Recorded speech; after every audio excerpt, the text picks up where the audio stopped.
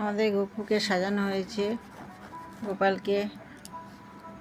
এইটা আমার গোপাল, এই একটা। এটা হচ্ছে মাইমাদের গার্গীদের গোপাল।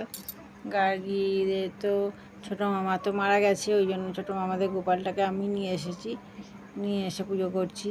এটা কৃষ্ণ। আমার শরীরটা খুব খারাপ ছিল বলে আমি বেশি কিছু করতে পারিনি, ওই যা পেরেছি গোপালদের জন্য সেটাই ব্যবস্থা করেছি।